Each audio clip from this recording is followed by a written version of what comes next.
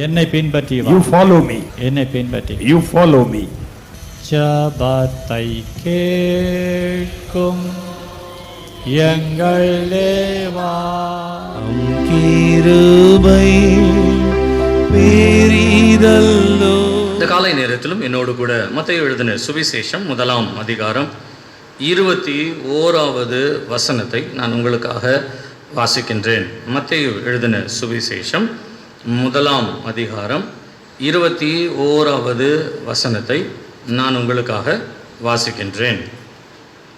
அவள் ஒரு குமாரனை பெறுவாள், அவருக்கு இயேசு என்று பெயரிடுவாயாக.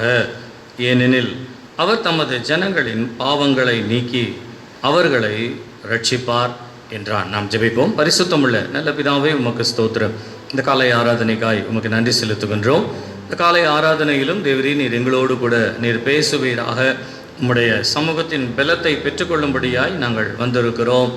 உம்முடைய வார்த்தையை, உம்முடைய வசனத்தை சார்ந்து உம்மை நாங்கள் நோக்கி பார்க்கும்படியாய் வந்திருக்கிறோம். அவர்கள் அவரை நோக்கி பார்த்து பிரகாசம் அடைந்தார்கள், அவர்களுடைய முகங்கள் வெட்கப்பட்டு போகவில்லை என்ற வார்த்தையின்படியாய் கர்த்தாவே, உம்மை நோக்கி பார்க்கும்படியாய் வந்திருக்கிற பிள்ளைகளுடைய முகங்கள் வெட்கப்பட்டு போகாதபடிக்கு தெய்வமே நீர் கிருபை செய்து நீர் பலப்படுத்தி நடத்துவீராக. உம்முடைய வசனத்தினால் எங்களை திருப்தியாக்கும், உம்முடைய வார்த்தையினால் எங்களை பலப்படுத்தும். இயேசுவின் நாமத்தில் பிதாவே, ஆமேன். கர்த்தருடைய நாமம் மகிமைப்படுவதாக. இந்த நாட்களிலே நாம் தியானிக்க வேண்டும் என்று சொல்லி நான் என்னுடைய மனதிலே நான் சிந்திக்கும் பொழுது ஆண்டவர் இயேசு என்கின்ற ஒரு தலைப்பை எனக்கு கொடுத்தார். நம்முடைய ஆண்டவராகிய இயேசு கிறிஸ்து யார் என்று சொன்னால், முதலாவது ஒரு வம்ச வரலாறை உடையவர். He have his own genealogy. இரண்டாவதாக அவர் யார் என்று சொன்னால் விண்ணக வழிமுறையை உடையவர் என்று நான் உங்களுக்கு சொன்னேன். மூன்றாவது, அவர் இந்த உலகத்திலே ஒரு வித்தியாசமான வாழ்க்கையை வாழ்ந்தவர் என்று நான் உங்களுக்கு சொன்னேன். அதில் முதல் பகுதியாக நம்முடைய ஆண்டவர் வம்ச வரலாறு உடையவர் என்பதை நான் உங்களுக்கு சொன்னேன். இந்த வம்ச வரலாறு என்று சொல்லும் பொழுது அதை ஒரு 3 பிரிவுகளாய் நான் சொன்னேன். இந்த உலகத்திலே சரித்திரத்திலே நம்முடைய ஆண்டவருடைய வம்சம் எழுதப்பட்டிருக்கிறபடியினாலே அவர் அடையாளத்தை உடையவர் என்று சொன்னேன். வம்ச வரலாறினுடைய அடையாளமாய் இருந்தவர். ஏதோ விண்ணகத்திலிருந்து வந்து ஏதோ ஒரு காரியத்தை, ஒரு சண்டையை செய்து ஒரு காரியத்தை முடித்துவிட்டு திரும்பமாய் விண்ணகத்திற்கு போன ஏதோ அவதார புருஷனை போல அவர் இங்கே வரவில்லை. ஒரு மனுஷனாய், தேவன் மனுஷனாய் இந்த உலகத்திற்கு வந்தார். வந்தவர் சாதாரணமாய் அல்ல, ஒரு வம்ச வரலாறுடைய ஒழுங்கை வைத்துதான் அவர் வந்தார். நான் சொல்லுகிறேன், நம்முடைய வாழ்க்கையில கூட நம்முடைய அப்பாவினுடைய பெயர், தாத்தா யார் என்று, தாத்தாவுக்கு தாத்தா யார் என்று சொல்லி ஓரளவுக்கு தாத்தாவுக்கு தாத்தா தெரியலாம். ஆனால் எந்த பூர்வீக ஆரம்பத்திலிருந்து வந்தோம் என்று நமக்கே தெரியாது. ஆனால் இந்த உலகத்திலே தான் மனுஷனாய் அவதரித்தவர் என்பதற்கான சரித்திர அடையாளத்தை உடையவர் தான் நம்முடைய ஆண்டவர். அல்லேலூயா, அல்லேலூயா. நான் திரும்பமாய் சொல்லுகிறேன், ஆண்டவராகிய இயேசு கிறிஸ்து ஏதோ ஒரு காவிய கதைகளிலே சொல்லப்பட்ட ஒரு கட்டுக்கதையினுடைய புருஷன் அல்ல. நம்முடைய ஆண்டவர் சரித்திர புருஷன். அல்லேலூயா, அல்லேலூயா. இது மாத்திரம் அல்லாதபடிக்கு நம்முடைய ஆண்டவருடைய வம்ச வரலாறிலே ஏற்பட்ட இரண்டாவது முக்கியமான ஒரு காரியம், அவர் ஆராதனை வழிமுறைகளை ஒழுங்குபடுத்தினார். ஒரு தேவனை எப்படி ஒரு மனுஷன் ஆராதிக்க வேண்டும், ஆராதனை என்றால் என்ன, ஒரு ஒழுங்கற்ற ஆராதனையிலே இருந்தவர்களை நீங்கள் ஒழுங்குள்ள ஆராதனைக்கு திருப்பத்தக்கதாய், அதாவது இப்படி சொல்லலாமே, ஞானிகள் இயேசுவை தேடி வந்த பொழுது இயேசுவுக்கு முன்பாய் சாஷ்டாங்கமாய் விழுந்தார்களாம். அப்படியானால் இதுவரையிலும் அவர்கள் விழுந்து பணிந்தது மனிதர்களையும் மனித தெய்வங்களையும் சார்ந்து வருகிறவைகள். ஆனால் விண்ணகத்திலிருந்து வந்த ஒருவர் தான் வேதத்திலே அல்லது உங்களுக்கு அவதாரம் என்று சொல்லப்படுகிற ஒரு வார்த்தைக்கு அவதாரம் என்றால் மேல் இருந்து கீழ் இறங்கி வந்தவர் என்று அதற்கு பொருள். தரிசனம் என்று சொன்னால் நாம் போய் பார்ப்பதல்ல, அவர் நம்மிடத்திலே வருவது பெயர்தான் தரிசனம். இவைகள் எல்லாவற்றையும் வேதத்திலே நீங்கள் பார்க்கலாம். கர்த்தருடைய நாமம் மகிமைப்படுவதாக. இன்றைக்கு நான் ஒரு 3வது காரியத்தை இந்த வம்ச வரலாறு என்கின்ற ஒரு தலைப்பிலிருந்து ஒரு 3வதாக ஒரு காரியத்தை சொல்லி நான் முடிக்கிறேன். நேரம் எனக்கு அதிகம் இல்லாதபடியினாலே நான் அதை சற்று சுருக்கமாய் நாம் புரிந்து கொள்ளத்தக்கதாய் இன்றைக்கு நாம் அதை கவனிக்கலாமே. கர்த்தருடைய நாமம் மகிமைப்படுவதாக. நீங்கள் மார்க் எழுதின சுவிசேஷம் 16ஆம் அதிகாரம் நீங்கள் 6வது வசனத்தை நீங்கள் வாசிப்பீர்களானால், மார்க் எழுதின சுவிசேஷம் 16ஆம் அதிகாரம் நீங்கள் 6வது வசனத்தை நீங்கள் வாசிப்பீர்களானால் வாசிங்க. அவன் அவர்களை நோக்கி, பயப்படாதிருங்கள், சிலுவையில் அறையப்பட்ட நசரேயனாகிய இயேசுவை தேடுகிறீர்கள். அவர் உயிர்த்தெழுந்தார். அவர் இங்கே இல்லை. இதோ அவரை வைத்த இடம். கவனிங்க, நான் சொன்னேன் இயேசு கிறிஸ்துடைய வம்ச வரலாறு என்று சொல்லும் பொழுது அவர் பிறந்து வாழ்ந்து இந்த உலகத்திலே நிறைவேற்றின எல்லாவற்றிற்கும் ஆதாரம் உண்டு, அடையாளம் உண்டு. இரண்டாவது, ஆவிக்குரிய வாழ்க்கையினுடைய ஆராதனை ஒழுங்கை அவருடைய வருகையின் மூலமாய் சரி செய்யப்படுகிறது. இதையும் தாண்டி மூன்றாவது ஒரு காரியம் சொல்லப்படுகிறது.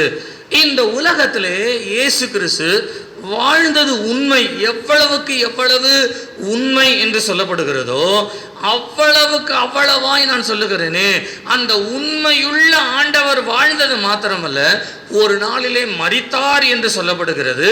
அந்த மரித்த ஆண்டவர் 3வது நாளிலே உயிரோடு கூட எழுந்தார் என்று சரித்திரத்திலே எழுதப்பட்டிருக்கிறது. உங்களுக்கும் எனக்கும் நன்றாய் தெரியும். ஒவ்வொரு வருஷமும் குட் ஃப்ரைடே என்று சொல்லப்படுகிற ஒரு நாள் வரும். புனித வெள்ளி என்ற ஒரு நாள், இயேசு மரித்த நாள் என்று நமக்கு நன்றாய் தெரியும். ஆனால் அதற்கு அடுத்து வருகிற ஞாயிற்றுக்கிழமை உயிர்த்தெழுதலின் ஞாயிறு என்று சொல்லி உலகம் முழுவதுமாய் எல்லா இடங்களிலும் பிரகடனப்படுத்தி இயேசு உயிர்த்தெழுந்த ஒரு நாள் என்று சொல்லி அந்த உயிர்த்தெழுந்த ஒரு நாளை கொண்டாடுகிற ஒரு நாள் வருகிறது. நான் உங்களை கேட்கிறேன், இந்த உலகத்தில் எத்தனையோ பேர் அவதாரமாய் வந்தவர்கள் அல்லது அவதாரமாய் மனித தன்மையிலே வந்தவர்கள் மரித்திருக்கிறார்கள். மரித்தவர்கள் திரும்பி உயிரோடு எழுந்த எதையாகிலும் ஒரு சரித்திரம் உங்களுக்கு உண்டானால் சொல்லுங்கள்.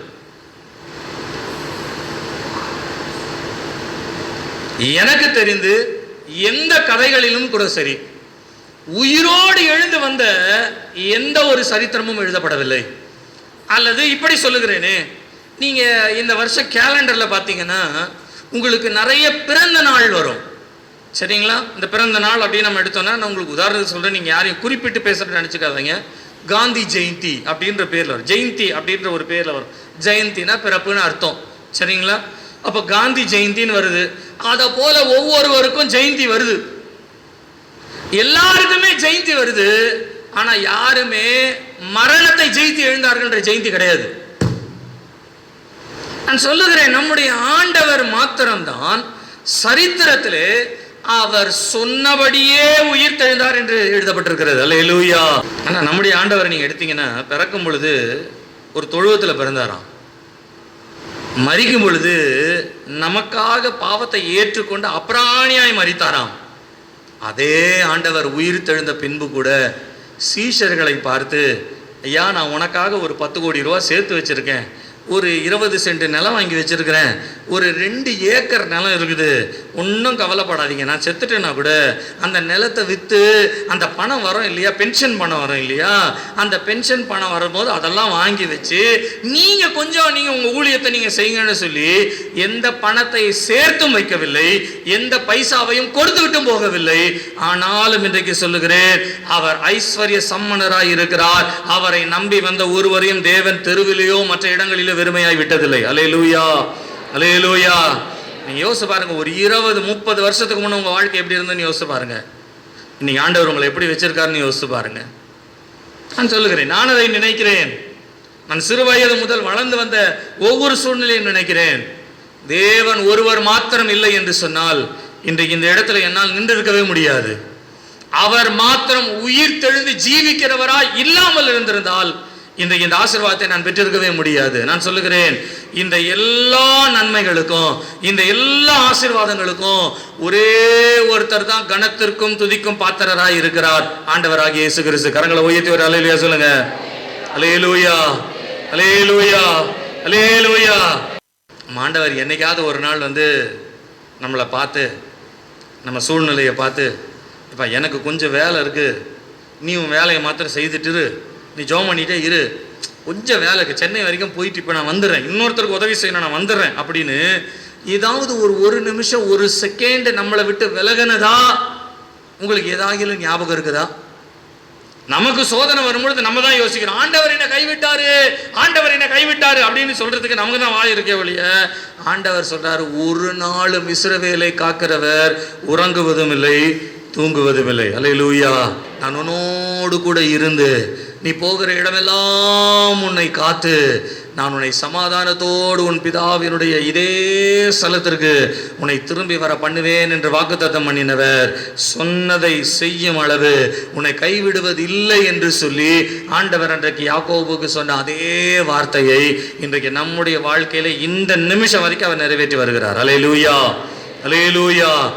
இந்த ஆண்டவருடைய அடுத்த பகுதியாய் தம்முடைய வம்ச வரலாறிலே சொல்லப்பட்ட பகுதி, அவர் உயிரோடு கூட எழுந்தவர். நான் வேதத்தை வாசிக்கும் பொழுது உயிரோடு இயேசு கிறிஸ்துவை எழுப்பின சிலரை பற்றி நான் வாசித்தேன். லூக்கா எழுதின சுவிசேஷம் 7ஆம் அதிகாரம் 11, 12 வசனத்தை வாசிப்பீர்களானால், நாயினூர் என்று சொல்லப்படுகிற நாயினூரிலே உள்ள ஒரு விதவையினுடைய வாலிப மகன் மரித்து போன பின்பு அவனை அடக்கம் பண்ணுவதற்காக அவனை பட்டணத்து வாசலுக்கு கொண்டு வருகிறார்கள், வெளியே கொண்டு வருகிறார்கள்.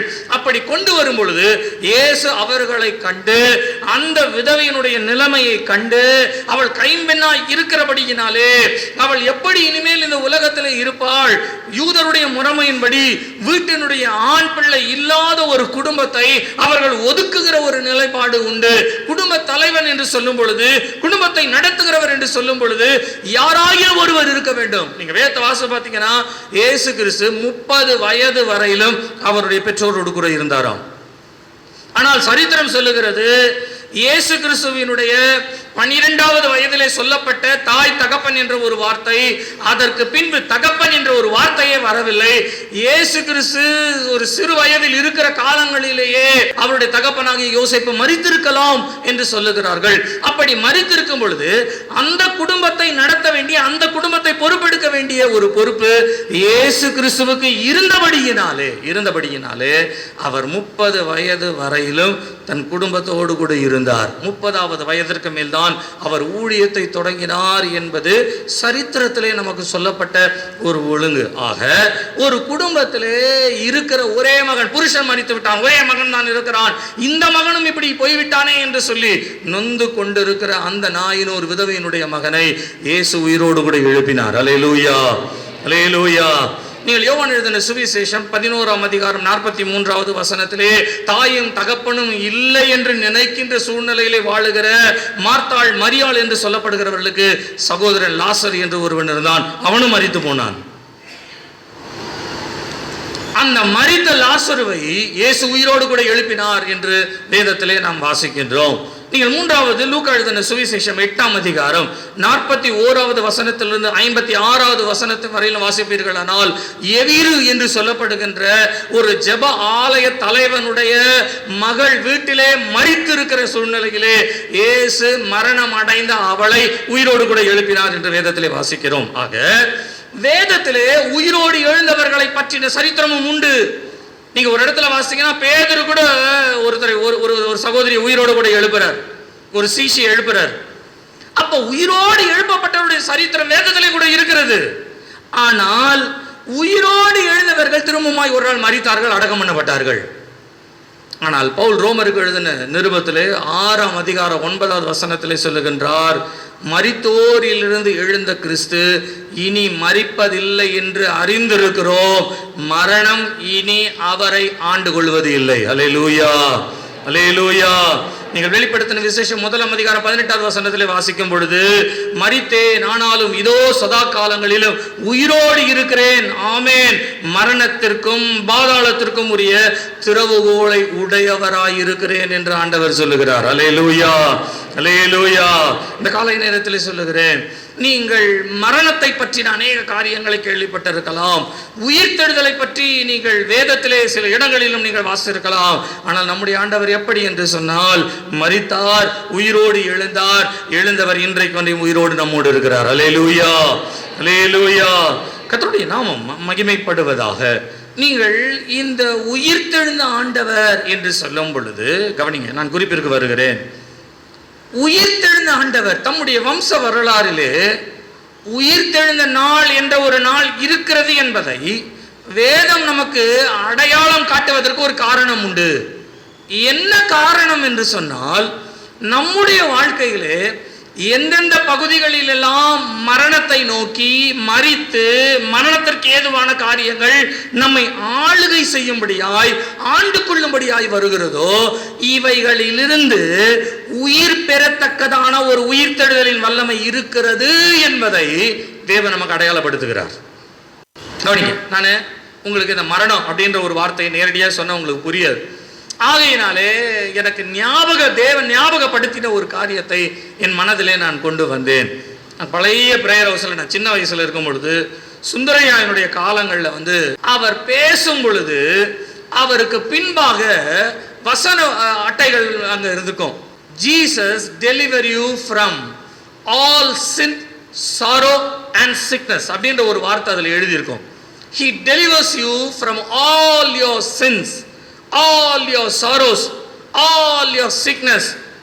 அவர் நம்மை எல்லா விதமான பாவங்களிலும் எல்லா விதமான பரிதாபங்களிலிருந்தும் எந்தெந்த இடங்களிலே நாம் பிணைக்கப்பட்டிருக்கிறோமோ பிணைகளிலிருந்தும் உயிர் பெற செய்கிறவராயிருக்கிறார், விடுதலையாக்க வல்லவராயிருக்கிறார். அல்லேலூயா, அல்லேலூயா. நான் அதை உங்களுக்கு புரியும்படியா இந்த 3 காரியங்களை மாத்திரம் இன்றைக்கு முன்வைத்து நாம் கவனிப்போமே.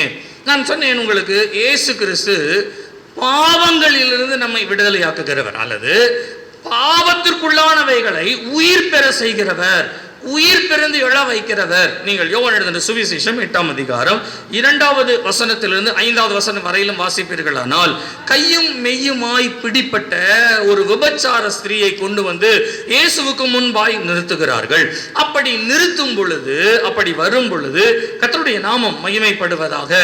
அப்படி நிற்கும் பொழுது அவர்கள் சொல்லுகிறார்கள், ஆண்டவரே, மோசையினுடைய பிரமாணத்தின்படியாய் இப்படி விபச்சாரம் செய்தவர்கள், விபச்சாரத்திற்கு உண்டானவர்கள் எல்லாம் கல்லெறிந்து கொல்லப்பட வேண்டும்.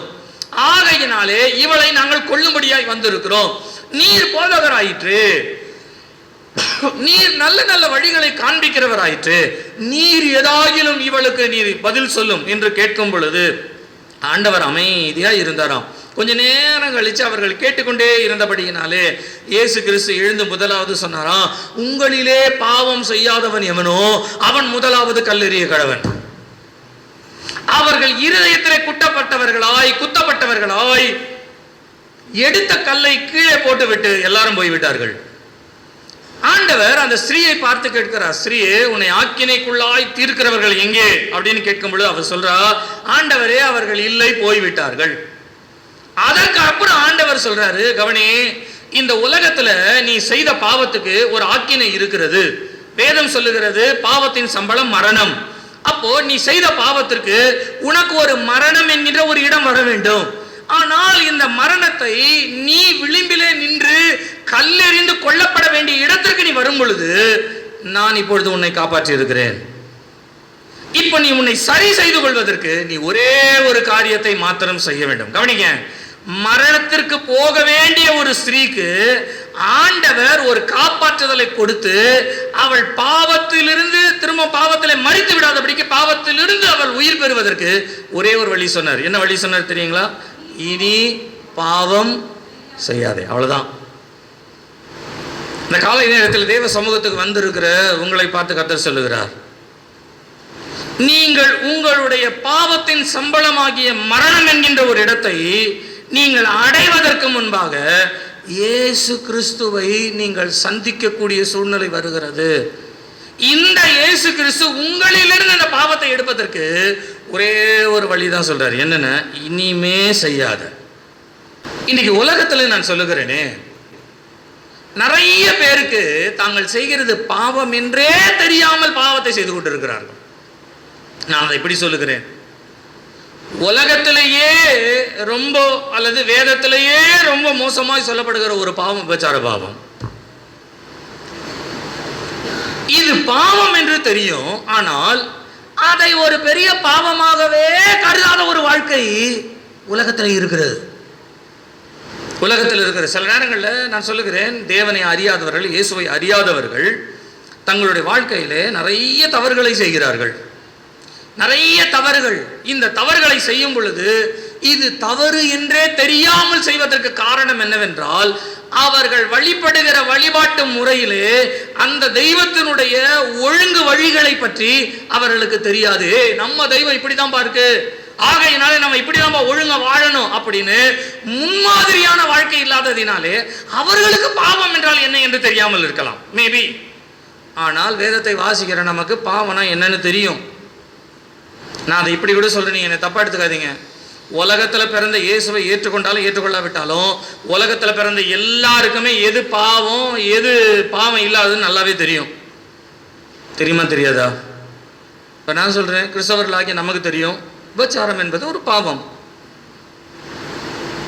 அந்த பாவம் எப்படிப்பட்டது என்று சொன்னால், என்றைக்காகிலும் ஒரு நாள் ஒருவரும் உங்களை காப்பாற்ற முடியாதபடிக்கு நீங்கள் சாக போகிறீர்கள், கல்லடிபட்டு சாக போகிறீர்கள் என்பது வேதம் சொல்லுகிறது. சாக போற நேரத்தில் ஆண்டவரே எனக்கு இறங்கும் அப்படின்னாலாம் இறங்க மாட்டார். He gave you a chance. ஒவ்வொரு நாளும் நம்முடைய பாவத்திற்கு, நம்முடைய தவறுக்கு, நம்முடைய மீறுதல்களுக்கு ஆண்டவர் வாய்ப்பு கொடுத்துட்டே இருப்பார். இந்த வாய்ப்பு கொடுக்க கொடுக்க நம்ம என்ன பண்ணுவோம்னா, அதெல்லாம் ஒன்றும் ஆண்டவர் செய்ய மாட்டார், அதெல்லாம் ஒன்றும் செய்ய மாட்டார் அப்படின்னு சொல்லி என்றைக்காயிலும் மரண தருவாயில வந்து நிற்கும் பொழுது தான் அன்னைக்கு ஆண்டவர் நோக்கி கூப்பிடும் பொழுது, நான் உன்னை அறியேன் அப்படின்னு போயிட்டே இருப்பார். என் ஆண்டவரால் காப்பாற்ற முடியும்னு சொன்ன ஒரு நிமிஷம் போதும். ஆனால் இன்றைக்கு சிலர் காப்பாற்றப்பட முடியாதபடிக்கு மரணத்திற்குள் தள்ளப்படுவதற்கு காரணம் என்னவென்றால், அவர்கள் செய்கிற பாவத்திலிருந்து இயேசு அவர்களுக்கு சில நாட்களை தருணங்களை அவர் கொடுக்கிறார்.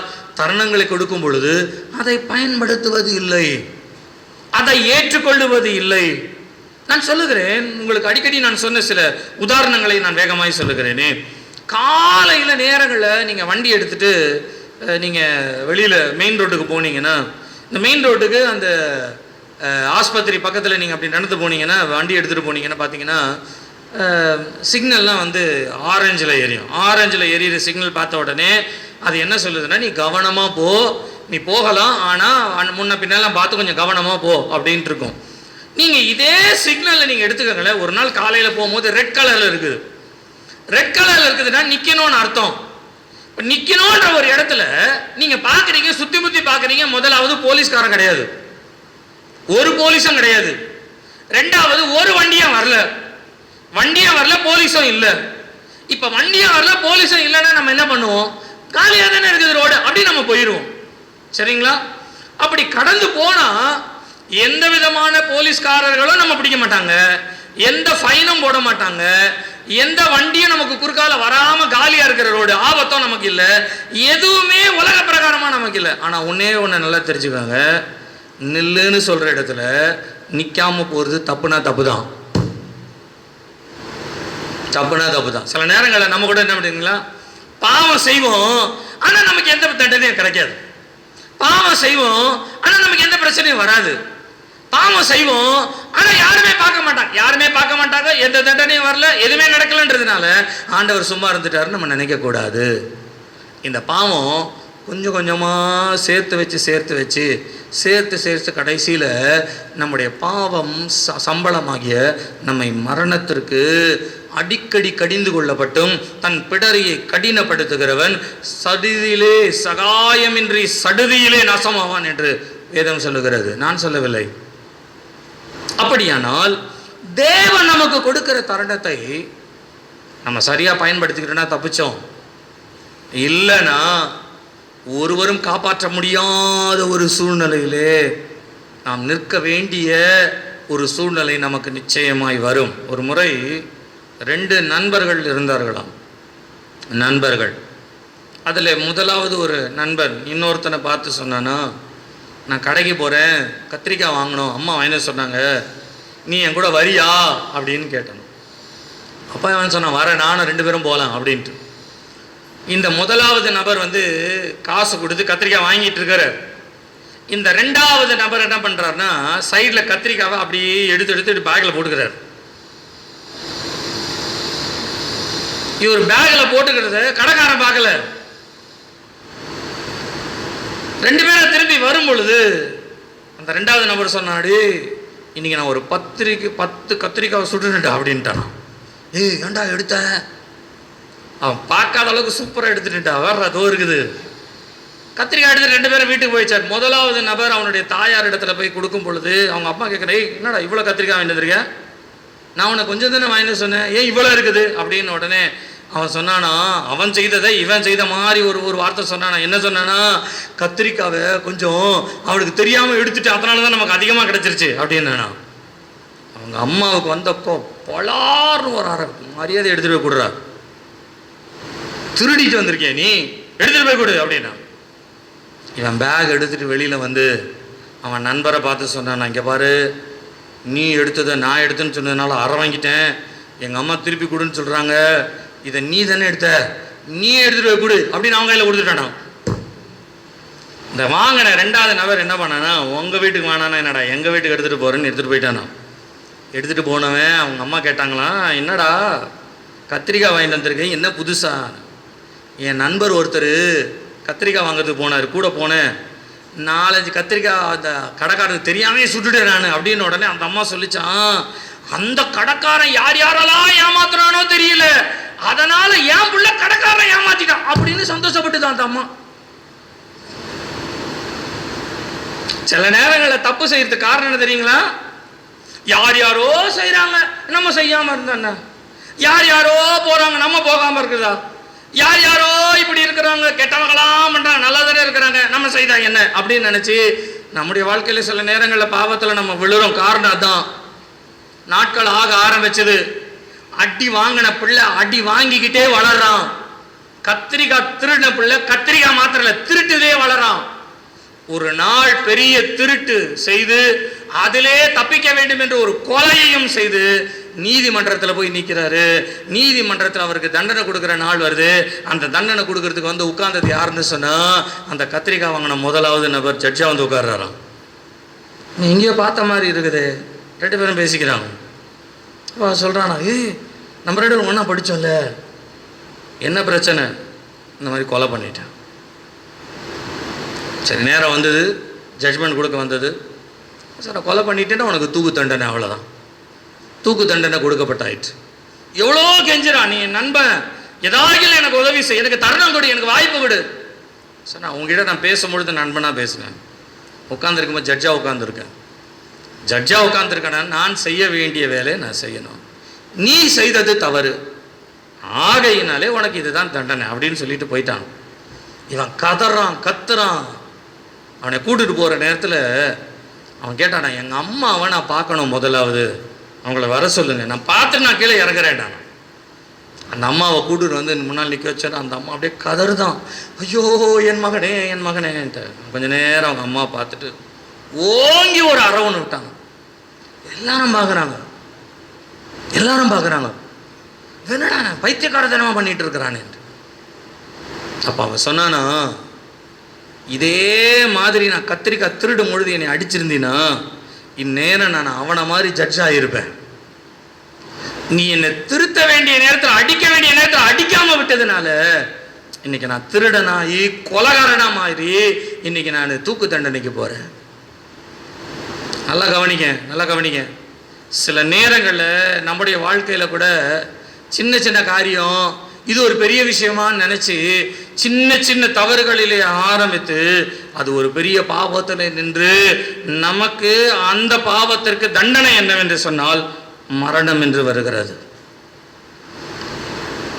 நீங்கள் ரோமர் 6ஆம் அதிகாரம் 23வது வசனத்தை வாசிப்பீர்கள். ஆனால் பாவத்தின் சம்பளம் மரணம், ஆனால் அதே இடத்துல சொல்லுகிறது அவருடைய கிருபையோ நமக்கு நித்திய ஜீவனை கொடுக்கும். அல்லேலூயா, அல்லேலூயா, அல்லேலூயா. நீங்கள் நீதிமொழிகள் 28ஆம் அதிகாரம் 13வது வசனத்தை வாசிப்பீர்களானால், தன் பாவங்களை மறைக்கிறவன் வாழ்வடைய மாட்டான், அவைகளை அறிக்கை செய்து விட்டு விடுகிறவனோ இரக்கத்தை பெறுவான். இந்த காலை நேரத்தில் சொல்லுகிறேன், நம்முடைய வாழ்க்கையிலே ஏதோ ஒரு சில இடங்களிலே ஏதோ ஒரு சில காரியங்களிலே அந்த ஸ்திரீ தவறு செய்தாள் என்பது உண்மை, அவள் ஒரு பாவிதான் என்பது சட்டத்தின்படி உண்மை, அவள் கொண்டு வந்து நிறுத்தப்பட்டது கையை களவுமாய் பிடிக்கப்பட்டது தான். ஆனாலும் அவள் அவற்றிலிருந்து மீண்டு வெளியிலே வருவதற்கு ஒரு வாய்ப்பு கிடைத்தால் போதும் என்று நினைக்கிற அந்த இடத்திலே இயேசு ஒரு வாய்ப்பை கொடுக்கிறார். என்னவென்று சொன்னால், இனி பாவம் செய்யாதே. அல்லேலூயா, அல்லேலூயா. இந்த காலை நேரத்தில் ஆண்டவர் உங்களை பார்த்து சொல்லுகிறார், சின்ன சின்ன காரியம் தானே, இதெல்லாம் ஒரு பெரிய விஷயமா? பால்காரனை ஏமாத்துறோம், மீன்காரனை ஏமாத்துறோம், காய்கறிக்காரனை ஏமாத்துறோம், வீட்டில் புருஷனையும் ஏமாத்துறோம், மனைவியும் ஏமாத்துறோம், இதெல்லாம் ஒரு பெரிய விஷயம் கிடையாது, அப்படின்ற ஒரு பெரிய விஷயம் இல்லை அப்படின்னு சொல்லி தேவனுக்கு முன்பாய். நான் இன்னொரு ஆழமாக ஒரு வார்த்தையை சொல்லிடுறேன், இந்த குறிப்பை நான் முடிச்சு அடுத்ததுக்கு போகிறேன். கவனி, உனக்கு நன்மை செய்ய திராணி இருக்கும் பொழுது நீ அதை செய்யாதிருந்தால் அது சொல்லுங்க, அப்போ பாவம் எங்கெங்கெல்லாம் வருது பார்த்தீங்களா? வெளியில இருக்கிற ஒரு சாதாரண மனுஷனுடைய பாவத்திலிருந்து ஒரு நீதிமான ஆக்கப்பட்ட ஒரு மனுஷனுக்கும் சொல்லுகிற ஒரு பாவ செயல் வருகிறது. நீ நன்மை செய்ய உனக்கு திராணி இருக்கும் பொழுது நீ எதை கர்த்தருக்கு செய்ய வேண்டுமோ, எதை மனுஷனுக்கு முன்பாய் செய்ய வேண்டுமோ, எதை நீதியின்படி நீ செய்ய வேண்டுமோ, அதை நீ செய்ய வேண்டிய காலத்திலே செய்யாதிருந்தால் பாவம். நான் அந்த முறையிலே சொல்லுகிறேன். இயேசுவை அறிந்து, வேதத்தை அறிந்து, ஞானசானம் பெற்று தேவ சமூகத்திற்கு வருகிற விசுவாசிகளாகிய நீங்கள் என்றைக்காயிலும் தேவனுடைய சமூகத்திற்கு ஞாயிற்றுக்கிழமை வராமல் இருப்பீர்களானால் அது பாவம். பாவம். ஏதோ பரவாயில்ல, ஒரு நாள் தானே அப்படின்னு சொல்லுவது மனுஷிகம். ஆனால் வேதம் சொல்லுகிறது, தேவனுடைய வார்த்தையை ஒருவன் கேட்காமல் இருப்பதே அவனுக்கு அது பாவம். தேவனை அறிந்திருந்தும், தேவனுடைய தெய்வத்துவத்தை புரிந்திருந்தும் அவரை துதிக்காமல் மதிக்காமல் இருக்கிறது ஒரு பாவம் தான். இந்த காலை நேரத்தில் ஆண்டவருடைய நாமத்தை நிமித்தம் சொல்லுகிறேன், நீங்கள் தேவனை தேடி இந்த காலை நேரத்தில் வந்திருக்கிறபடியினாலே நீங்கள் பாவத்திலிருந்து நீங்களாக்கி இன்றைக்கு நீங்கள் பாவம் செய்யாதபடிக்கு கர்த்தர் உங்களை விடுவித்தார். அல்லேலூயா, அல்லேலூயா. நல்ல கரங்களை உயர்த்தி வர அல்லேலூயா சொல்லுங்க. அல்லேலூயா. நான் சொல்லுகிறேன், நம்முடைய ஆண்டவர் பாவத்தை சுமந்து தீர்க்கிறவர், நம்முடைய ஆண்டவர் பாவத்தை பரிகரிக்கிறவர், நம்முடைய ஆண்டவர் நல்ல மேய்ப்பனாய் இருந்து நம்முடைய ஆடுகளுக்காக ஜீவனை கொடுத்து அவர்களை காப்பாற்றுகிறவர். இந்த காலை நேரத்திலே சொல்லுகிறேன், நம்முடைய ஆண்டவருடைய வம்ச வரலாறு ஒரு உண்மை இருக்கிறது. என்னவென்று சொன்னால், நம்முடைய பாவங்களை நம்மிலிருந்து நீக்கி நம்மை சுத்திகரிக்க அவர் வல்லவராய் இருக்கிறார். அல்லேலூயா, அல்லேலூயா. அப்படியானால் இன்றைக்கு நம்ம என்ன ஜெபிக்கணும் அப்படின்னு சொன்னால், நீங்கள்லாம் பாவம் செய்திருக்கிறீங்க, நீங்கள்லாம் ஜெபம் பண்ணுங்க அப்படின்னு நேரடியாக சொன்னால் கஷ்டமாக இருக்கும் இல்லைங்களா? அதனால் வசனத்தின் மூலமாய் நான் உங்களுக்கு சொல்லுகிறேன், என்னில் பாவம் இல்லை என்று சொல்லுவானே ஆனால் அவன் தன்னைத்தானே வஞ்சித்துக் கொள்ளுகிறான் என்று வேதம் சொல்லுகிறது. அப்படியானால் மனுஷனாய் பிறந்த ஒவ்வொருடைய வாழ்க்கையிலும் ஏதோ சில இடங்களிலே சில பாவங்கள் இருக்கிறது. ஒருவேளை அது வெளியரங்கமாக இல்லாமல் இருக்கலாம், குடும்பத்திற்கு தெரியாமல் இருக்கலாம், மனைவிக்கு தெரியாமல் இருக்கலாம், புருஷனுக்கு தெரியாமல் இருக்கலாம், யாருக்கும் தெரியாமல் இருக்கலாம், ஆனால் ஆண்டவருக்கு தெரியும். தாவீது ஒரு பெரிய பாவத்தை செய்யும் பொழுது அவன் தேவ சமூகத்தில் சாஷ்டாங்கமாய் விழுந்து சொன்னானாம், நான் கர்த்தருக்கு முன்பாய் பாவம் செய்தேன். அல்லேலூயா, அல்லேலூயா. இன்னைக்கு சொல்லுகிறேன், நம்முடைய வாழ்க்கையை கூட இயேசு கிறிஸ்துடைய பாதத்தில் சரியாய் நாம் ஒப்பு கொடுப்போமே ஆனால் அவர் எல்லா பாவங்களையும் நீக்கி நம்மை சுத்திகரிக்க அவர் வல்லமை உள்ளவராய் இருக்கிறார். அல்லேலூயா, அல்லேலூயா. கர்த்தருடைய நாமம் மகிமைப்படுவதாக. நீங்கள் இயேசு கிறிஸ்து பாவத்திலிருந்து மாத்திரம் நம்மை விடுவிக்கிறவர் அல்ல, இரண்டாவது பிணைக்கப்பட்ட பிணியிலிருந்து நம்மை விடுவிக்கிறவர். sickness, he deliver you from all your sickness. Sin, not only sin, sickness also. கர்த்தருடைய நாமம் மகிமைப்படுவதாக. நீங்கள் மத்தேயு எழுதின சுவிசேஷம் 9ஆம் அதிகாரம் 12வது வசனத்தை நீங்கள் வாசிப்பீர்களானால், 9ஆம் அதிகாரம் 12வது வசனம் வாசிங்க. பிணியாளிகளுக்கு வைத்தியன் வேண்டியதே அல்லாமல், பிணியாளிக்கு வைத்தியன் வேண்டியதே அல்லாமல் சுகமுள்ளவர்களுக்கு வேண்டியதில்லை. அப்படியானால் பிணியாளிகள் என்ற வார்த்தைக்கு ஆங்கில பதத்தில் சிக்னஸ் என்று வருகிறது. சிக்னஸ் என்ற ஒரு வார்த்தை பாடிலி, பிசிக்கலி, இம்ப்ராப்பர், மிசரபிள் என்ற வார்த்தைகள் கொடுக்கப்படுகிறது. அப்படியானால் அவர்களால் இயல முடியாத, செய்ய முடியாத. நான் சொல்லுகிறேன், நீங்கள் விசுவாசித்தால் இயேசு உங்களுக்கு சுகம் கொடுக்க வல்லவர். அல்லேலூயா, அல்லேலூயா, அல்லேலூயா. நான் சொல்லுகிறேன், ஒருவேளை இது உலக பிரகாரமாய் இந்த வியாதிக்கு இப்படித்தான் இருக்கும், இந்த வியாதிக்கு அப்படித்தான் இருக்கும், இது இந்த சூழ்நிலையில் தான் வரும், இது இந்த சூழ்நிலையில் தான் போகும் என்று உலக வழக்கத்தின்படியாய் வரலாம். ஆனால் எந்த வழக்கம் இந்த உலகத்தில் இருந்தாலும் அந்த வழக்கத்தையும் மிஞ்சி தேவன் நமக்கு விடுதலை கொடுக்க வல்லவராய் இருக்கிறார். அல்லேலூயா, அல்லேலூயா, அல்லேலூயா.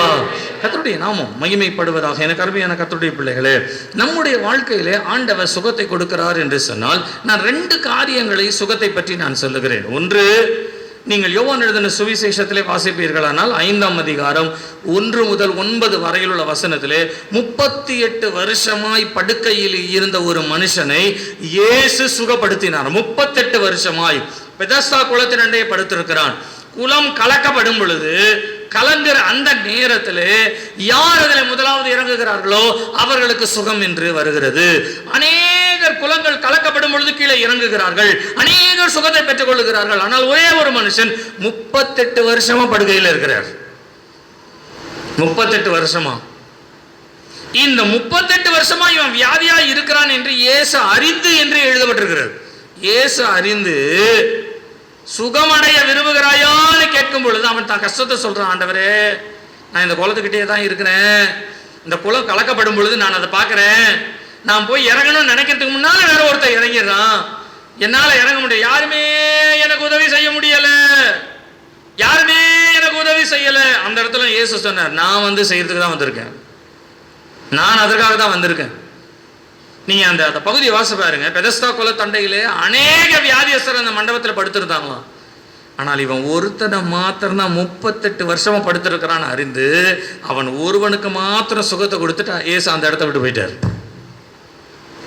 நான் சொல்லுகிறேன், நம்முடைய தனிப்பட்ட வாழ்க்கையில எத்தனை வருஷமா நம்ம நொந்துட்டு இருக்கோம்னு ஆண்டவருக்கு மாத்திரம் தெரியும். யாருக்கும் தெரியாம இருக்கட்டும், யாருமே அதை கண்டுக்காம இருக்கட்டும், யாரும் அதை பத்தி கவலைப்படாமல் இருக்கட்டும்.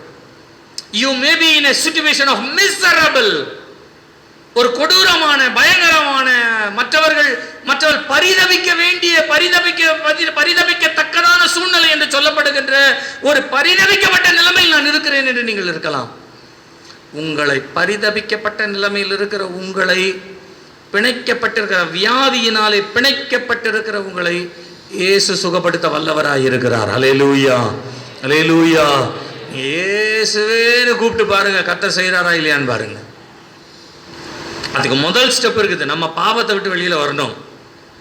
2வது, இயேசு நம்மை அறிந்து கொள்ளத்தக்கதாய் அவரை நோக்கி கூப்பிடுகிற ஒரு சத்தம் இருக்கணும். ஏதாகிலும் தேவன் நமக்கு சுகத்தை கொடுப்பாரா? தேவன் நமக்கு இன்றைக்கு உதவி. காலையில் எழுந்து உட்கார்ந்த உடனே முதல்ல நீங்கள் என்ன சொல்லுங்கன்னா, உங்களுக்கு எங்கே பாதிக்கப்பட்டிருக்கிறோ சரீரத்தில் அது மேலே கையை வச்சு சொல்லுங்க, இயேசு இன்றைக்கு எனக்கு சுகத்தை கொடுக்க போகிறார். அல்லேலூயா, அல்லேலூயா, அல்லேலூயா. நான் சொல்கிறேன், இந்த உலகத்தில் இருக்கிறவங்களுக்கு அல்லது கிறிஸ்தவர்களாக இருக்கிறது, நம்ம சபையில் இருக்கிறவங்களுக்கு கூட குளம் கலக்கப்பட்டுட்டோம்.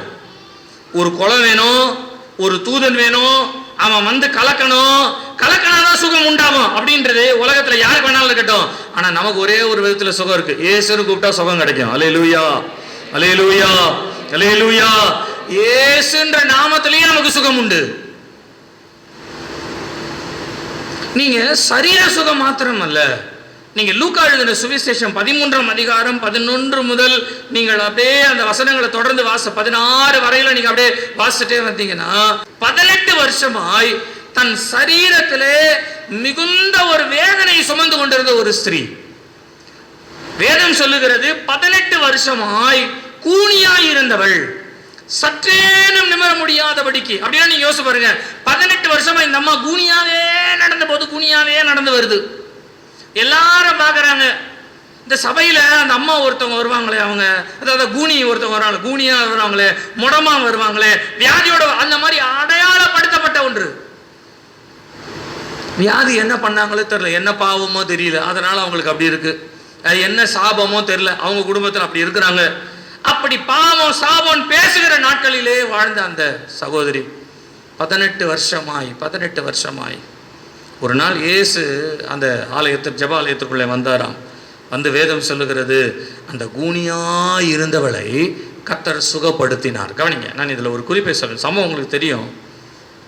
நீங்கள் அந்த வசனத்தை வாசிக்கும் பொழுது 18 வருஷமாய் சற்றேனும் நிமிர முடியாதபடிக்கு பலவீனப்படுத்துகிற ஆவியை உடைய அப்படின்னு வருது பைபிளில். சரீரத்தில் வர வியாதி ஒன்று இருக்குது, ஆனால் சரீரத்திற்குள்ள கிரியை செய்கிற பிசாசினுடைய பலவீனம்னு ஒன்று இருக்குது. 2 பார்ட்டு சொல்லப்படுது. பிசாசு பலவீனப்படுத்துகிற பலவீனம் ஒன்று இருக்கு ஒரு பக்கம், இன்னொரு பக்கம் மனுஷனுக்கே ஏற்படுகிற வியாதியினால் வருகிற பலவீனங்கள். எல்லாருமே என்ன நினைச்சிருந்தாங்கன்னா, இந்த அம்மா ஏதோ பாவம் பண்ணியிருக்கு, இல்லை வியாதி வந்துருச்சு, இல்லை ஏதோ பிரச்சனை வந்துருச்சு, அதனால தான் இப்படி இருக்குது அப்படின்னு நினைக்கிறாங்க. ஆனால் இயேசுவுக்கு மாத்திரம் தெரியும், ஏதோ ஒரு ஆவிதான் உள்ள புகுந்துட்டு இருக்குது. ஆவிதான். இந்த ஆவியை சரி செய்யறதுக்கு ஆண்டவர் அந்த அம்மாவை கூப்பிட்டு நீ முழங்கால் போடுன்னு சொல்லி அந்த அம்மா முடியை பிடிச்சி, உச்சு முடியை பிடிச்சா பிசாசு போயிடும் அப்படின்னு சொல்லுவாங்க. நான் கேள்விப்பட்டிருக்கேன், நீங்கள் ட்ரை பண்ணி பாருங்கள், எனக்கு தெரியாது. நீங்கள் உச்சு முடியை பிடிக்கிற நேரத்தில் அது எந்த முடியை பிடிக்குதோ நமக்கு தெரியாது. நம்ம தலைமுடியை பிடிக்குதா அல்லது நம்ம தாடியை பிடிச்சி இருக்குதா என்னன்னு தெரியாது. உங்களுக்கு வேணாலும் நீங்கள் டெஸ்ட் பண்ணி பாருங்கள், பிசாசு ஓட்டுறதுக்கு என்னென்னலாம் பண்ணலாம், எது எதெல்லாம் செய்யலாம். முடியை பிடிச்சா போகுமா, கையை பிடிச்சா போகுமா, காலை பிடிச்சா போகுமா, எப்படி எப்படியோ இருக்குது. நான் சென்னையில் இருக்கும்பொழுது ஒரு பாஸ்டர் ஒருத்தர் இருப்பார், நல்ல ஒரு தேவ மனுஷன், மறைச்சிட்டார் அவர். நிறைய பேர் அவர்கிட்ட வந்து பிசாசு போகிறோன்ற ஜெபம் பண்ணுறதுக்காக வருவாங்க. அவர் ஜெபம் பண்ணுவார். எப்படி ஜெபம் பண்ணுவார் தெரியுங்களா? அந்த தலை மேலேயே கைக்கு மாட்டார், அந்த தலைக்கு மேலே தான் இருக்கும் கை, இப்படி தான் இருப்பார். ஜெபம் பண்ணுவார், அந்த பிசாசு அலறும், பேசுவார், போ இயேசுவின் நாமத்தினாலே அப்படின்னு சொல்லுவார், விழுந்துடும், போயிடும். நான் ஒரு நாள் கேட்டேன் அவர்கிட்ட, எல்லோரும் இந்த முடியெல்லாம் பிடிச்சி ஆட்டுறாங்களேன்னு, நீங்கள் தொடவே மாட்டீங்களே அப்படின்னு. அப்போ அவர் சொன்னார், ஆண்டவர் எனக்கு இந்த கை எது கொடுத்துருக்காருன்னா ஜனங்களை ஆசீர்வதிக்க கொடுத்துருக்காரு. இந்த கையை எடுத்துகிட்டு போய் ஒரு பிசாசு தலை மேலே போய் யார் வைப்பா? அவர் விசுவாசத்தை பார்த்தீங்களா? ஒரு பிசாசு தலை மேலே போய் எதுக்கு? ஆண்டவர் எது கொடுக்குற? ஆசீர்வதிக்கிறார். 2 கரங்களையும் உயர்த்தி அவர்களை ஆசீர்வதித்தார் அப்படின்ட்டு இருக்கா? அதே நீங்கள் பைபிளை வாசிங்க, 2 கரத்தினாலே அந்த முடியை பிடிச்சி 4 ஆட்ட ஆட்டி நீ போ என்று இயேசு சொன்னார் அப்படின்னு பைபிள் எழுதியிருக்கு. அப்போ சில கிறிஸ்தவ சபையில் வசனத்தை கேட்குறவங்களுக்கு சொல்கிறேன், இந்த பாதி பிசாசு பிசாசுன்னு பேசியே கிறிஸ்தவ வாழ்க்கையெல்லாம் ஓட்டாதீங்க. வெளிச்சத்துக்கும் இருளுக்கும் சம்பந்தம் கிடையாது. வெளிச்சம் வந்துருச்சுன்னா இருள் என்ன பண்ணும்? நிறைவானது வரும்பொழுது அதையே உட்காந்து எதுக்கு பேசிகிட்டு இருக்கணும்? எதுக்கு அதையே முக்கியப்படுத்திட்டு இருக்கோம்? நான் சொல்லுகிறேன், சில நேரங்களிலே நமக்குள்ளே அல்லது சிலருக்குள்ளே பிசாசினுடைய சில பலவீனப்படுத்துகிற தன்மைன்னு இருக்கும். இதேவ சமூகத்தில் உட்கார்ந்து ஜெபம் பண்ணுங்களேன், எதை எந்த இடத்துல வெளியில் அனுப்பணுன்றது ஆண்டவருக்கு மாத்திரம்தான் தெரியும். மனுஷனு கூட தெரியாது, பாஸ்டர் கூட தெரியாது.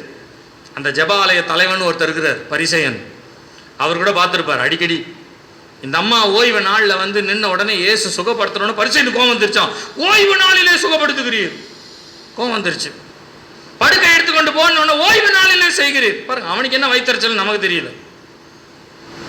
இன்னைக்கு நம்ம சுகமாகிறதும் நம்ம நல்ல வழியை பெற்றுக்கொள்றதும் அநேகருக்கு வைத்தறிச்சலா இருக்கும். இருந்துட்டு போட்டோம்.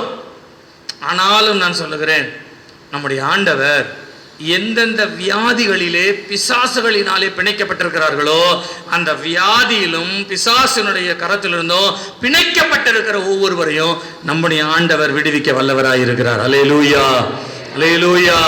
நான் சொல்லுகிறேன், உயிர் தெழும்பொழுது அவர் அந்த உயிர் தெழுதல ஒன்று சொன்னார்னா, மரணத்திற்கும் பாதாளத்திற்கும் உரிய திறவுகோலை உடையவர். அப்படின்னா என்ன அர்த்தம்? ஒருத்தர் இந்த உலகத்தில் பிறக்கணும்னு சொன்னாலும் இயேசு கிறிஸ்துவோட அனுமதியெல்லாம் பிறக்க முடியாது. உலகத்தில் சாகணும்னு சொன்னாலும் அவரே உயிரை எடுத்துக்கிட்டாதான், இல்லைன்னா உயிரை பிடிச்சிட்டு தொங்கிட்டு கிடக்கணும். நிறைய பேர் சாகிறேன்னு சாகவே மாட்டாங்க. ஏன் சொல்லுங்க? அவங்களுக்குன்னு ஆண்டவர் ஒரு வேலை வச்சிருக்காரு, அப்பதான் சாவாங்க. இதோ நான் சாவுறேன், அதோ நான் சாவுறேன், இன்னைக்கே நான் சாவுறேன் நம்மளை தான் சாவடிப்பாங்க, சாவ மாட்டாங்க.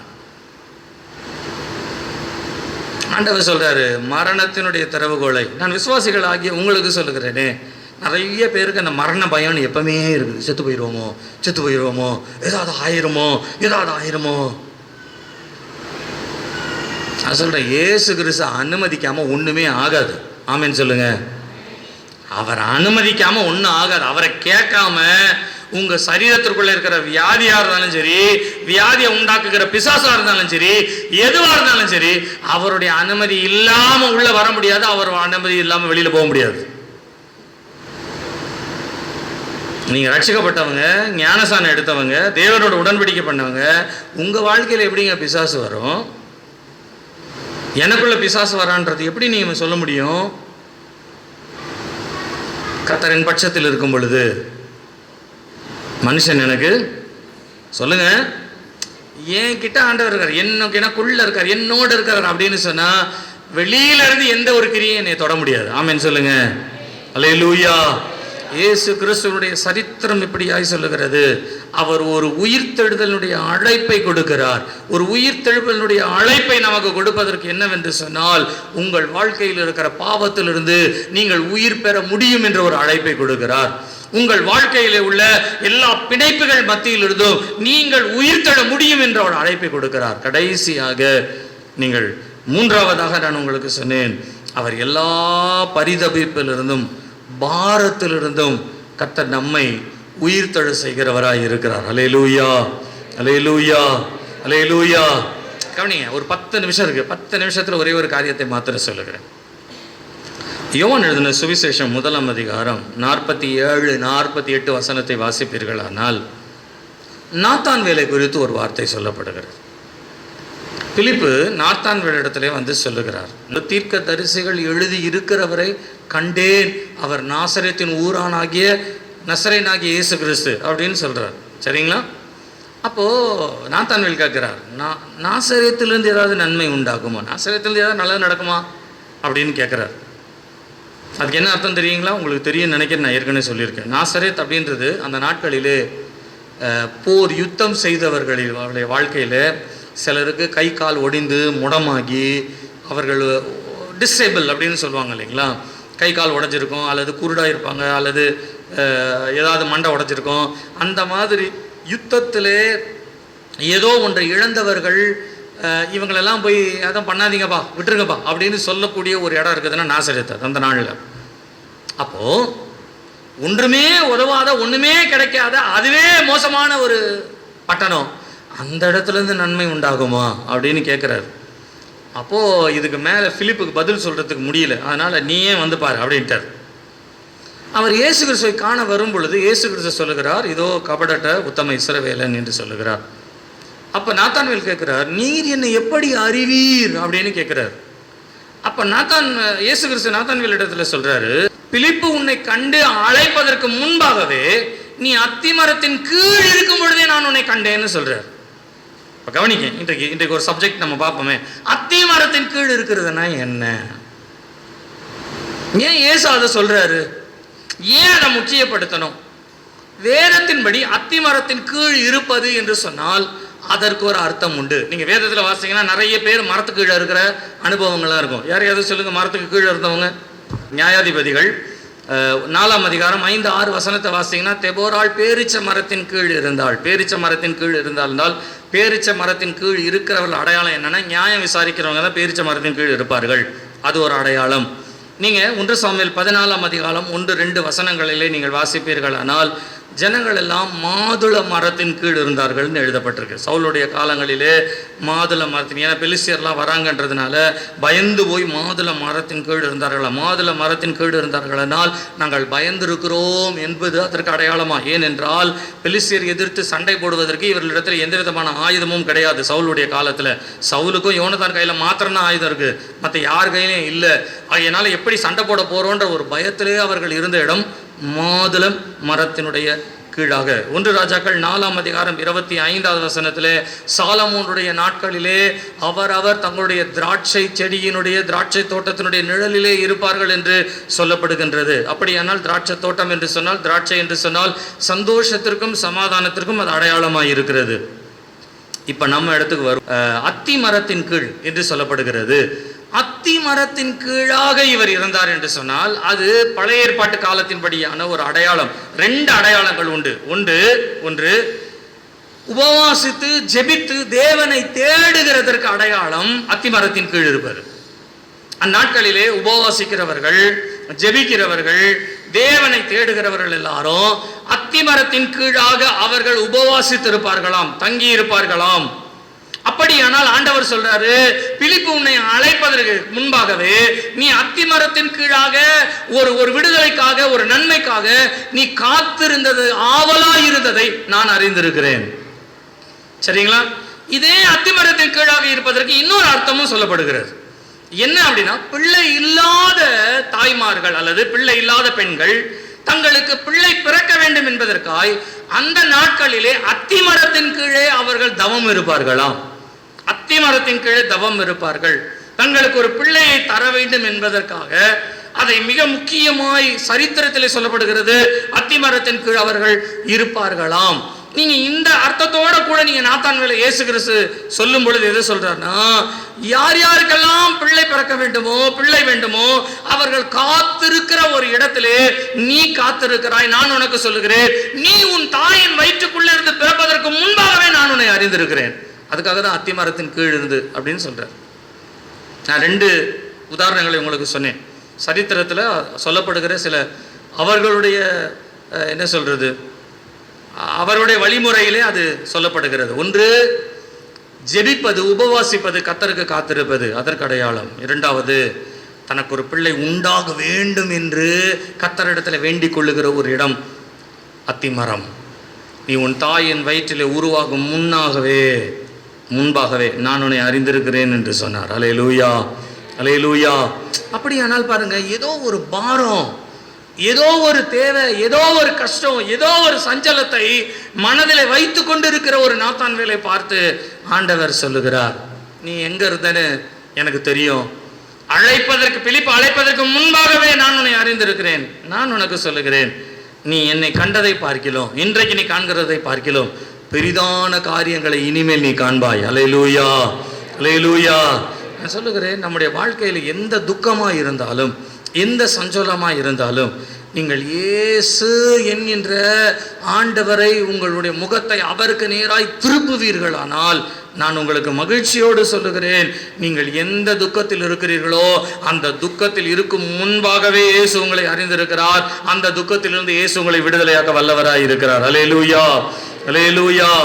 லூக்கா 24:17 இப்படியாய் சொல்லப்படுகிறது, இயேசு கிறிஸ்து மரித்து அவர் அடக்கம் பண்ணப்பட்ட பின்பு சீஷர்கள் எம்மாவூருக்கு போகிற வழியிலே இயேசு அவர்களோட உயிர்த்தெழுந்த இயேசு அவர்களோட செல்லும் பொழுது கேட்கிறார், நீங்கள் துக்கமுகமாய் நடந்து போகிறது என்ன? அவங்க சொல்றாங்க, இயேசுன்னு ஒருத்தர் இருந்தாரு, அவர் தான் பெரிய தீர்க்கதரிசி, அவர் தான் எங்களை ரட்சிப்பார்னு சொல்லி அவர் மேல் ரொம்ப நாங்கள் ஆவலா இருந்தோம். ஆனால் அவரை கொன்று விட்டார்கள், மரித்து விட்டார், அடக்கம் பண்ணப்பட்டு விட்டார். திடீர்னு ஸ்திரீகள் எல்லாம் வந்து இயேசுவை நாங்கள் கண்டோம் என்று சொல்லி எங்களை பிரமிக்க பண்ணுறாங்க. எது உண்மை எது பொய்னே தெரியலையே ஆண்டவரே அப்படின்னு ஒரு குழப்பத்தில் இருக்கான். இன்னைக்கு நம்ம கூட அப்படிதான், எது உண்மை எது பொய்னே தெரியாமல் மாட்டிக்கிட்டு நிறைய இடத்துல வேதனைப்பட்டுட்டு கிடக்கணும்ல. நிறைய இடத்துல வேதனை, பரிதாபப்பட்டு உதவி செய்கிறவர்கள் எல்லாம் இன்றைக்கு பரிதபிக்கப்பட்ட நிலைமைக்கு போயிருக்கிறாங்க. நிறைய பேர் பரிதபிக்கப்பட்ட நிலைமை, பரிதாபம் பார்த்து மனுஷனுக்கு பரிதாபப்பட்டு இதை செய்யலாம் அதை செய்யலாம் என்று உதவி செய்கிறேன் என்ற இடங்களில் போய் கடைசியில் பரிதாபத்தில் வந்து நம்ம தான் நிற்கிறோம். இந்த காலை நேரத்தில் கர்த்தர் நம்மோடு சொல்வார், உங்களுடைய எல்லா துக்கத்தையும் பரிதாபத்தையும் இயேசு அறிந்திருக்கிறார். அல்லேலூயா, அல்லேலூயா. He knows your sin, உங்கள் பாவத்தை அவர் அறிந்திருக்கிறார். He knows your sickness, உங்களுடைய பிணைக்கப்பட்ட பரிதாபத்திற்குரிய நிலைமை என்ன என்பதை அறிந்திருக்கிறார். He knows your sorrows, உங்கள் பரிதபிப்பை இயேசு அறிந்திருக்கிறார். நீங்கள் எந்த நிலைமையில் பரிதாபமாக இருக்கிறீங்க, பைபிளில் ஒரு வசனம் இருக்குது, நாங்கள் அடிக்கடி அதை ஜெபம் பண்ணுவோம். என் ஊழியக்காரனுக்காக நான், ஆண்டவர் சொல்ல, என் ஊழியக்காரனுக்காக நான் பரிதபிக்கிறேன். அப்போனா நமக்காக பரிதாபப்படுற ஒருத்தர் இருக்கிறாங்க. யார் சொல்லுங்கள்? சில நேரங்களில் நம்ம அப்படியே துக்கத்தோடு அழுதுட்டு இருந்தோன்னா நம்ம வீட்டில் இருக்கவங்களும் நல்ல அழுட்டோம், அப்போ தான் புத்தி வரும். அழுட்டோம், நம்ம பரிதாபத்தில் இருப்போம். ஐயோ இந்த சூழ்நிலை ஆயிடுச்சு, இந்த சூழ்நிலை ஆயிடுச்சு, வேதனையில் இருக்கிறனே, சோதனையில் இருக்கிறனே, இப்படி கைவிடப்பட்ட நிலைமையில் இருக்கிறனேன்னு வேதனைப்படும் பொழுது நம்மோடு கூட இருக்கிறவங்க நல்ல இன்னும் வேதனைப்பட்டு தேவைதான். ஆண்டவர் ஆண்டவர்னு ஓடினாங்களே, தேவைதான். சர்ச்சுன்னு போனாங்களே, என்ன நடந்துருச்சு? தேவைதான். ஆனால் இந்த காலை நேரத்தில் ஆண்டவர் சொல்கிறாரு, நான் உனக்காய் பரிதபிக்கிறவராக இருக்கிறேன். அல்லேலூயா, அல்லேலூயா, அல்லேலூயா. அந்த துக்கமுகமாய் சென்ற சீஷர்களுக்கு இயேசு தம்மை வெளிப்படுத்தினதை போல ஒரு நாள் நிச்சயமாய் ஆண்டவர் உங்களுக்கு வெளிப்படுவார். ஆமேன்னு சொல்லுங்க. எந்த துக்கத்திலேருந்து ஆண்டவரை கூப்பிட்டாலும் சரி, எந்த துக்கத்தில் நான் கேட்குறேன், உங்களுக்கு ஏதாகிலும் இன்றைக்கு துக்கம் இருக்குதா அப்படின்னு நான் உங்ககிட்ட கேட்குறேன். நீங்கள் என்ன சொல்வீங்க? அதை விடுங்க பாஸ்டர், அதை வேறு என்னத்தை சொல்லிகிட்டு இருக்குது, வாழ்க்கையே துக்கமாக தான் இருக்குது. வாழ்க்கையே துக்கமாக தான் இருக்குது. மற்றவங்க பார்க்குறதுக்கு ஏதோ ஒன்றும் தெரியாத மாதிரி இருக்கலாம், ஆனால் வாழ்க்கையே துக்கமாக தான் இருக்குது. நான் சொல்லுகிறேன், உங்கள் துக்கத்தை இயேசு அறிந்திருக்கிறார். ஒரு நாள் ஆண்டவர் சீஷரை பார்த்து சொன்னார், உலகமெல்லாம் சந்தோஷப்படும், நீங்கள் அழுவீர்கள், நீங்கள் துக்கமாக இருப்பீர்கள். நீங்கள் பார்ப்பீங்க, என்னடா உலகமாக சந்தோஷமாக இருக்கு, நம்ம மாத்திரம் இவ்வளோ துக்கத்தில் இருக்கோமே, ஆண்டவரை தேடுற நம்முடைய துக்கம் அதிகமாயிட்டே போகுது, இந்த துக்கத்திலேருந்து நமக்கு ஏதாவது விடுதலை கிடைக்காதா அப்படின்னு சொல்லி நீங்கள் உங்களுக்குள்ள குழப்பமாக உட்காந்துருப்பீங்க. ஆனாலும் நான் உங்களுக்கு சொல்லுகிறேன், உலகத்திரமாக இருக்கிறவங்களாம் சந்தோஷமாக இருக்கிறாங்க, அவங்களாம் ஒரு நாள் துக்கத்துக்கு போயிருவாங்க. ஆனா நான் உங்களுக்கு சொல்லுகிறேன், உங்கள் துக்கம் சந்தோஷமாய் மாறும். அல்லேலூயா, அல்லேலூயா, அல்லேலூயா.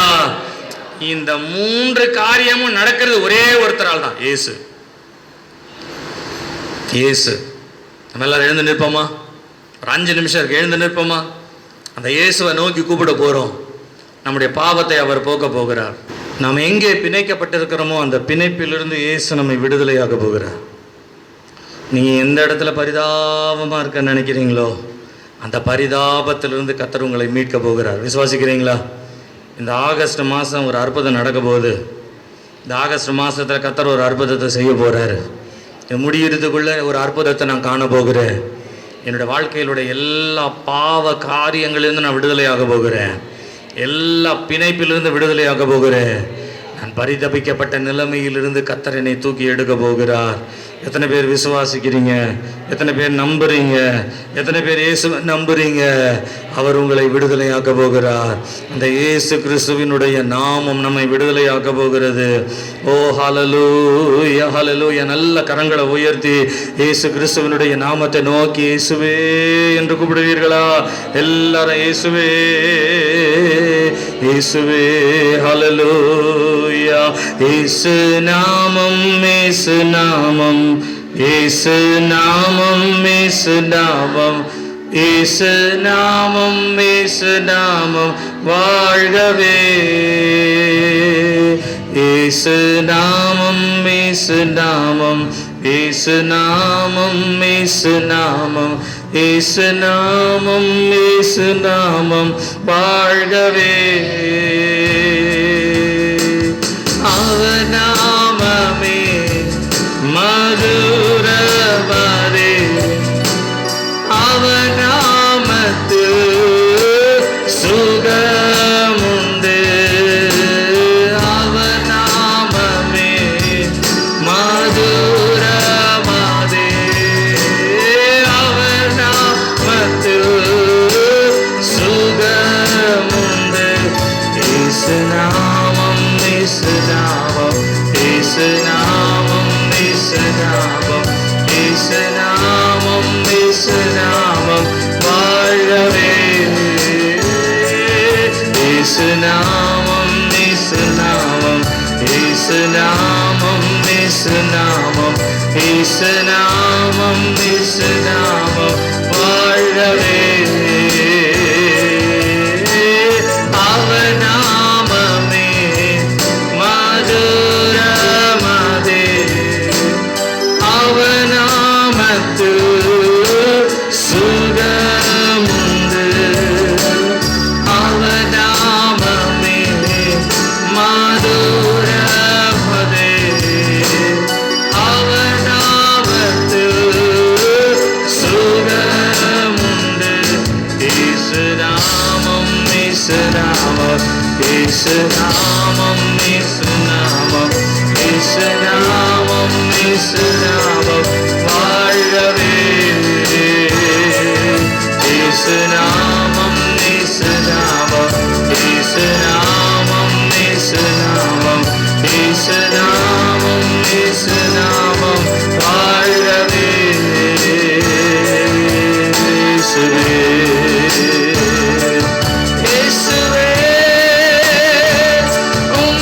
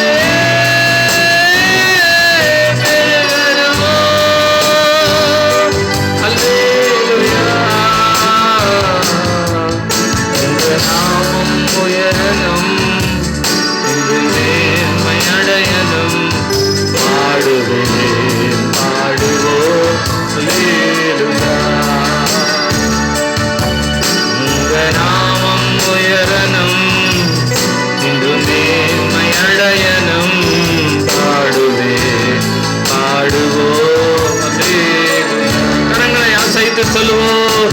ஹல்லேலூயா, ஹல்லேலூயா, ஹல்லேலூயா, ஹல்லேலூயா.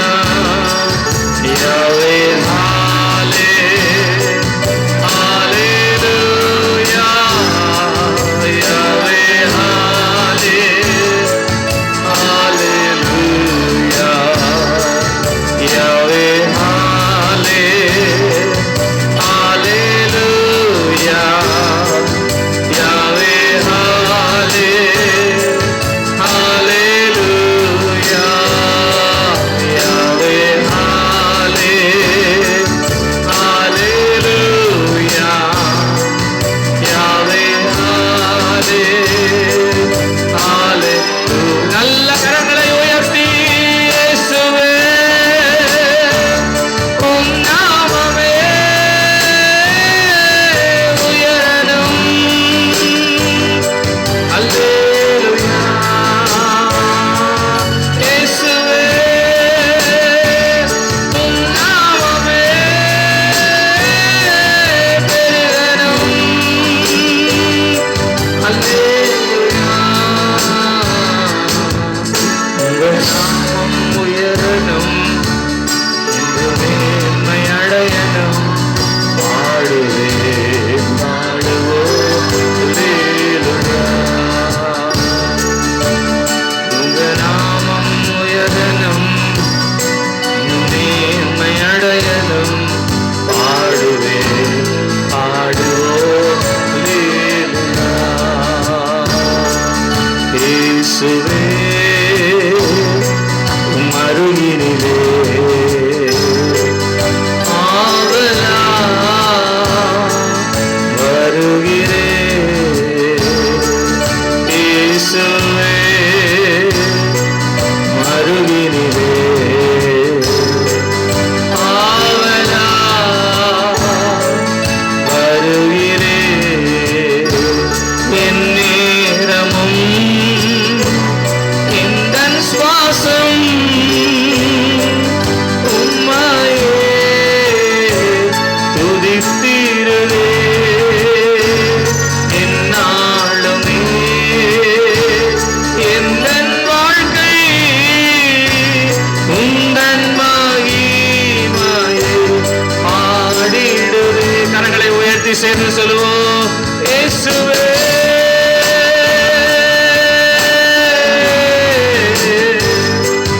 இயேசுவே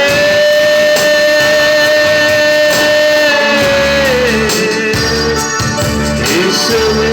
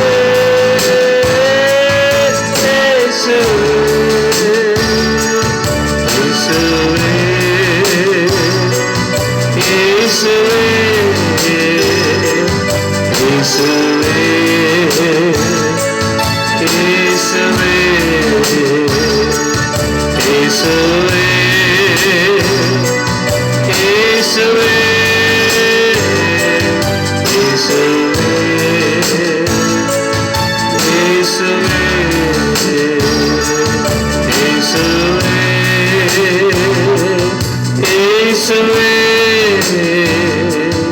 இயேசுவே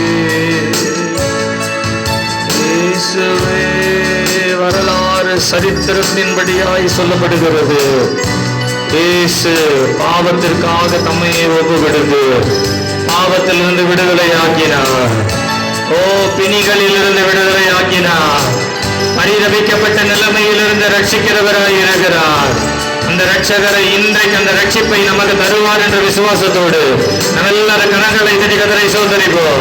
எல்லா கரங்களை தட்டி ஹல்லேலூயா நன்றி ஆண்டவரே, உமக்கு நன்றி, உமக்கு நன்றி செலுத்துகிறோம், உமக்கு நன்றி செலுத்துகிறோம். எங்கள் தேவன் வம்ச வரலாறை உடையவர். ஒரு கட்டு கதையாய் அல்ல, ஒரு காவிய கதையாய் அல்ல, யாரோ சொல்லிவிட்டு போன கதை அல்ல. அவர் சரித்திரத்தின்படி வம்ச வரலாறு உடையவர், சரித்திரத்தில் வம்ச வரலாறின் அடையாளத்தை உடையவர். ஓ ஹல்லேலூயா! தேவனுடைய ஆராதனையை நமக்கு படிப்பித்து கொடுத்தவர், நம்முடைய அழைப்பை நமக்கு கொடுத்திருக்கிறார். பாவத்தை விட்டு வெளியிலே வருகிற ஒரு அழைப்பு, இணைப்பில் இருந்து வெளியிலே வருகிற ஒரு அழைப்பு, பரிதவிப்பில் இருந்து வருகிற அழைப்பு. கர்த்தர் நம்மை நடத்துவாராக, கிருபை செய்வாராக. அவருடைய நாமம் நமக்கு பலத்த துருகம். நீதிமானவர்கள் ஓடி சுகமாய் தங்கியிருப்பான் என்ற வார்த்தையின்படி கர்த்தர் நீர் எங்களுக்கு கிருபை செய்யும் வழி நடத்துங்க. ஆராதனையிலே கலந்து கொள்ள நீர் பாராட்டின தயவுக்காய் நன்றி செலுத்துகிறோம். உங்களுடைய கிருபைக்குள்ளாய் ஒப்பு கொடுக்கிறோம். காத்துக்கொள்ளும் இயேசுவின் நாமத்தில் பிதாவே. ஆமென், ஆமென், ஆமென். என்னை பின்பற்றி வா. You follow me. என்னை பின்பற்றி You follow me. ஜபத்தை கேட்கும் எங்கள் தேவா.